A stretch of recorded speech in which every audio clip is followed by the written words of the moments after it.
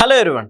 Jubilee Hills ఉప ఎన్నికల ఫలితం ఇప్పుడు అమరావతిని గెలిపించింది అంటున్నారు రాజకీయ విశ్లేషకులు. సో ఏంటి లింక్ ఒకసారి డిస్కస్ చేసే ప్రయత్నం చేద్దాం. ప్రస్తుతం మనతోటి political analyst senior journalist CS Rao garu ఉన్నారు. ఇంటర్వ్యూలోకి వెళ్ళిపోదాం. Hello sir. Hello sir. ఏంటి సార్ జూబ్లీ హిల్స్ ఉప ఎన్నికల ఫలితం అమరావతిని గెలిపించడం ఏంటి? ఈ చిత్రంగా ఆశ్చర్యపోతారు అందరూ. ఏంటి నిజమైన అమరావతి గెలవడం ఏంటి జూబ్లీ హిల్స్ ఉప ఎన్నికల్లో అనేది. కాకపోతే బీఆర్ఎస్ పార్టీ నాయకులు చేసినటువంటి కామెంట్లు కనుక గుర్తు చేసుకుంటే ఖచ్చితంగా జూబ్లీ హిల్స్ ఉప ఎన్నికల్లో అమరావతి గెలిచిందని చెప్పి భావించడానికి అవకాశం ఉంది. ఎలా అని అంటే అమరావతి కూలిపోయింది, తెలంగాణలో భూముల రేటు పెరిగినాయి, రియల్ ఎస్టేట్ పెరిగింది, అద్భుతంగా ఉంది అని చెప్పి ఈ విషయాన్ని అసెంబ్లీ లోపల అసెంబ్లీ బయట కేసీఆర్ గారు, కేటీఆర్ గారు, హరీష్ గారు, కవిత గారు అప్పట్లో ఎంత చెప్పారు. అంటే అమరావతి కూలిపోవాలని చెప్పి వీళ్ళు ఇండైరెక్ట్ గా కోరుకున్నారు. నిన్న మొన్న ఎవరు మాట్లాడుతున్నారు, అమరావతి దానిపాటికి అది కూలిపోలేదు, అమరావతిని కూల్చేసిందే కేసీఆర్ గారు అని చెప్పేసి ఒక వీడియో ఒకటి బయటకు వచ్చింది. సోషల్ మీడియాలో హల్చల్ చేస్తుంది అది. ఎందుకనంటే అమరావతి శంకుస్థాపనకి ఆ రోజున తెలంగాణ ముఖ్యమంత్రి కేసీఆర్ గారిని పిలిచారు చంద్రబాబు నాయుడు గారు. ఆ రోజు నరేంద్ర మోడీ గారు ప్రధానమంత్రి, అలాగే సరిహద్దుల్లో ఉన్నటువంటి సీఎంలని పిలిచారు. అంగరంగ వైభవంగా జరిగింది. శంకుస్థాపన ఫలకం మీద కేసీఆర్ గారి పేరు కూడా రాశారు. అంత చేసి గౌరవిస్తే అమరావతి శంకుస్థాపన జరిగిన తర్వాత అమరావతి కూలిపోతుంటే ఆయన చెప్పినట్టు ఆయన శిష్యుడిగా ఉన్నటువంటి జగన్మోహన్ రెడ్డి గారు చూస్తూ ఉన్నారు. అంటే అసలు జగన్మోహన్ రెడ్డి గారు 3 రాష్ట్రాలకు 3 రాజధానులు అనేటువంటి కాన్సెప్ట్ ఏదైతే ఉందో ఆ కాన్సెప్ట్ వెనుక కేసీఆర్ గారు ఉన్నారనేది ఇప్పుడు ప్రత్యర్థులు చెప్తున్నారు. ఇప్పుడు అదే వస్తుంది గత కొంతకాలంగా. ఇప్పుడు ఎప్పుడైతే అమరావతి ప్రాజెక్టు కూలిపోయింది, అమరావతి రాజధాని ప్రాజెక్టు కూలిపోయింది, తెలంగాణలో రియల్ ఎస్టేట్ పెరిగింది, ఒకప్పుడు ఆంధ్రలో భూములు కొనాలంటే చాలా రేట్లు ఉండేవి, తెలంగాణలో ఇప్పుడు ఆంధ్రలో 1 ఎకరం అమ్మితే తెలంగాణలో 10 ఎకరాలు వచ్చేది, ఇప్పుడు తెలంగాణలో 1 ఎకరం అమ్మితే ఆంధ్రలో 100 ఎకరాలు వస్తుంది, ఇలా మాట్లాడారు వాళ్ళు. ఇది పూర్తి రివర్స్ అయింది అని చెప్పి మాట్లాడి అమరావతిని కూలిపోయింది అని చెప్పి వాళ్ళు లోపల సంతోషపడుతున్నట్టు ఆయన మాట్లాడారు. వాళ్ళ మాటలు అలా ఉన్నాయి, అలా భావించడానికి అవకాశం ఉండేలా ఉన్నాయి.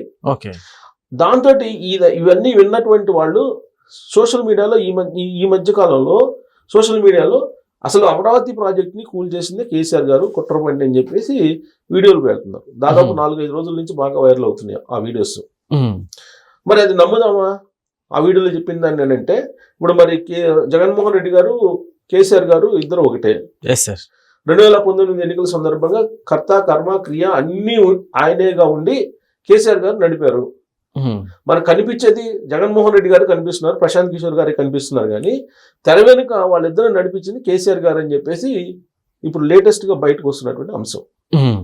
ఆ రోజున కేసీఆర్ గారు మొత్తం అన్ని రకాలుగా ఆర్థికంగా కానీ, సామాజికంగా కానీ, రాజకీయంగా కానీ, భౌగోళికంగా కూడా అన్ని రకాలుగా కూడా ఆయన సపోర్ట్ చేశారు జగన్మోహన్ రెడ్డి గారిని సీఎం చేయడానికి. ఇక్కడ ఉన్నటువంటి మినిస్టర్స్ కూడా అక్కడ పంపించారు ఆంధ్రప్రదేశ్కి.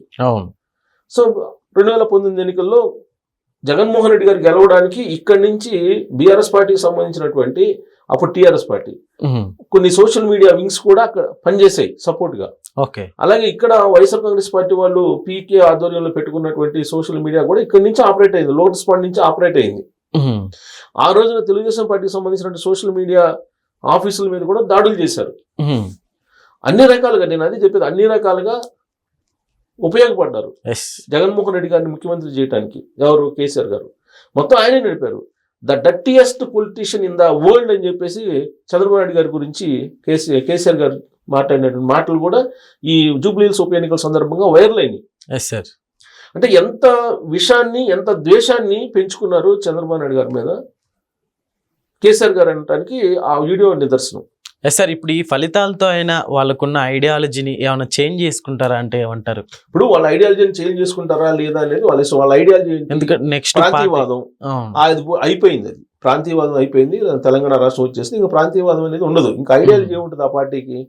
ఓసారేమో బహుజన్ తెలంగాణ అన్నారు, ఇంకోసారేమో దళితులకు సీఎం ఇస్తానన్నారు, ఇప్పుడు తర్వాత బంగారు తెలంగాణ అన్నారు, ఇప్పుడు మళ్ళీ బహుజన్ తెలంగాణ కవిత గారు తిరుగుతున్నారు. ఇప్పుడు ఆ ఫ్యామిలీ మెంబర్సే కదా వీళ్ళందరూ. ఫస్ట్ ఏమో అసలు తెలంగాణ అస్తిత్వం కోసం అని అన్నారు. తెలంగాణ వచ్చేసింది. తెలంగాణ వచ్చిన తర్వాత తెలంగాణ ఆత్మగౌరవం అన్నారు. తెలంగాణ వచ్చిన తర్వాత ఏమన్నారు, దళిత ముఖ్యమంత్రిని చేస్తానన్నారు, చేయలేదు. అసలు దళిత ముఖ్యమంత్రిని చేస్తే ఈ రాష్ట్రాన్ని అస్థిరపడింది కాబట్టి నేనే ఉంటాను అని చెప్పి ఆయన ఉన్నారు. ఆ తర్వాత ఏమన్నారు, బంగారు తెలంగాణ అన్నారు. బంగారు తెలంగాణ కోసం అందరు రండి అని చెప్పేసి అన్ని పార్టీలను తీసుకున్నారు. ఫస్ట్ తెలుగుదేశం పార్టీని క్లోజ్ చేశారు అసెంబ్లీలో. ఓకే. తర్వాత కాంగ్రెస్ పార్టీని క్లోజ్ చేశారు 2018 నుంచి 2023 మధ్యలో. 23 ఎలక్షన్లు వచ్చిన తర్వాత చతికిల పడ్డారు. ఇదే కదా బంగారు తెలంగాణ పాలసీ. ఆయన చెప్పింది ఏంటంటే ప్రతిపక్షాలు లేకుండా జీరో చేసేసారు. ఆ రోజు అధికారం ఉంది కాబట్టి. సో అధికారం ఉంది కాబట్టి దాన్ని చేయడంతో పాటు పక్క రాష్ట్రం ఇప్పుడు భౌగోళికంగా విడిపోదాం, అన్నదమ్ముల్లాగా కలిసి ఉందామని చెప్పినటువంటి వీళ్ళు కేసీఆర్ గారు పక్క రాష్ట్రంలో ఉండేటువంటి అమరావతి ప్రాజెక్టు కూలిపోతే ఎందుకు మీరు సంతోషపడుతున్నారు? ఇదే ఈ జూబ్లీహిల్స్ ఎన్నికల సందర్భంగా వైరల్ అయింది. సార్ బయట కాస్త అంటే అమరావతి డెవలప్ అయితే ఇక్కడ హైదరాబాద్ డౌన్ అయిపోయింది అన్న థాట్ తోటి ఇలా చేయించారు అన్నట్లు కూడా బయట సర్క్యులేట్ అయింది. జూబ్లీహిల్స్ ఎన్నికల సందర్భంగా వీడియోలు కూడా అవే కదా సర్క్యులేట్ అయింది. ఆ రోజు కేసీఆర్ గారు అక్కడ చంద్రబాబు నాయుడు గారు ఉన్నారు 2014, 2019 మధ్యలో. ఇద్దరు సీఎంలు ఉన్నప్పుడు రెండు రాష్ట్రాలు ఆరోగ్యకరమైనటువంటి వాతావరణంలో అభివృద్ధి చెందాలని చెప్పేసి కోరుకున్నారు చంద్రబాబు నాయుడు గారు.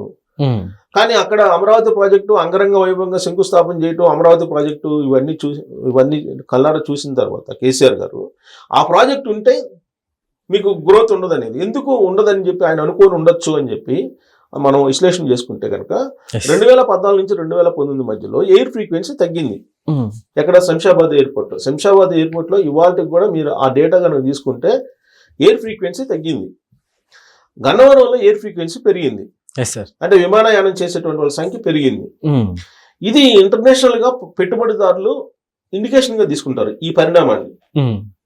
సో అది గమనించినటువంటి కేసీఆర్ గారు చంద్రబాబు నాయుడు గారు ముఖ్యమంత్రిగా ఉంటే ఆంధ్రప్రదేశ్ లో ఇక్కడ తెలంగాణలో అభివృద్ధి అనేది వేగవంతం కాదు అనేటువంటి ఉద్దేశం ఉంటే ఉండొచ్చు బహుశా.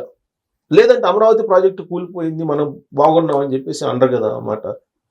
ఒకవేళ మనసులో ఏదన్నా ఉన్నా కానీ బయటికి చెప్పడం అనేది అది కావాలని చెప్తున్నట్టే కదా.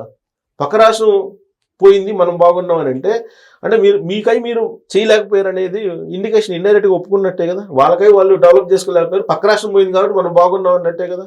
ఇప్పుడు నాకు ఫస్ట్ క్లాస్ వచ్చింది అని అంటే నాకు ఎన్ని మార్కులు వచ్చిందని నేను బెంచ్ మార్క్, కానీ పక్కోడికి నాకైనా తగ్గినాయి కాబట్టి నేను బాగున్నాను అనుకుంటే అది కాదు కదా. ఇప్పుడు పక్కోడికి 70 మార్కులు వచ్చినాయి అనుకోండి, నాకు 80 వచ్చినాయి అనుకోండి, ఎవరు ముందంటే నేనే ముందంట. కానీ వాడు కూడా 90 మార్కులు వచ్చేవాడు ఉంటే అంటే కాంపిటీషన్ అనేది ఎప్పుడు కూడా వాడు తక్కువ ఉన్నాడు కాబట్టి నేను మేలుగా ఉన్నాను అనేది కాదు కదా. అందరం బాగుండాలి అనేది కాన్సెప్ట్. పైగా పక్క రాష్ట్రం అమరావతి రాజధాని పోవాలని చెప్పేసి అది అనుకోకూడదు కదా. అనుకుంటే అది మళ్ళీ అసెంబ్లీలో బయట చెప్పారు ఆయన అనేక సందర్భాల్లో. ఎలక్షన్ క్యాంపెయిన్ కూడా అదే కదా 2023లో రియల్ ఎస్టేట్ క్యాంపెయిన్ చేశారు కదా. ఏ రాజకీయ పార్టీ కూడా రియల్ ఎస్టేట్ పెంచానని చెప్పేసి రాజకీయంగా ప్రచారం చేసుకోదు. రియల్ ఎస్టేట్ పెంచేది ఏంటి అసలు? ఆర్టిఫిషియల్గా రియల్ ఎస్టేట్ని పెంచేసి సామాన్యులకు అందుబాటు లేకుండా భూముల ధరలు చేసేసి మరి అది బంగారు తెలంగాణ అనేది ఎలా అవుతుంది? అది ఇప్పుడు అందుకే బహుజన తెలంగాణ కావాలని చెప్పి ఎందుకు అడుగుతున్నారు అంటే ఇందుకే కొంతమంది దగ్గరికి పరిమితం అయిపోయింది తెలంగాణ సంపద అని. సో ఇప్పుడు జూబ్లీహిల్స్ ఎన్నికల్లో కూడా ఇప్పుడు ఏమైంది, ఈ అమరావతి ఇష్యూ, అమరావతికి సంబంధించిన ఇంటర్వ్యూలు చాలా మంది పెట్టారు.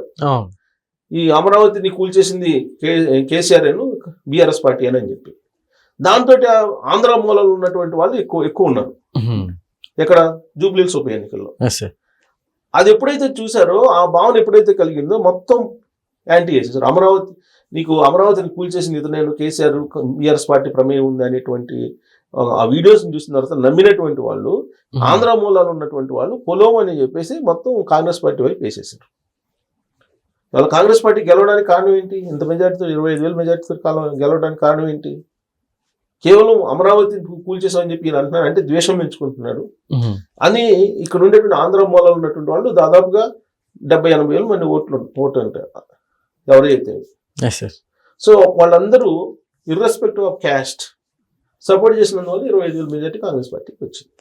సో ఇప్పుడు అమరావతి గెలిచినట్ట ఓడిపోయినట్ట? జూబ్లీహిల్స్ లో గెలిచినట్టే కదా. అమరావతి ఎఫెక్ట్ అలా ఉంటుంది. Okay. Okay sir, thank you.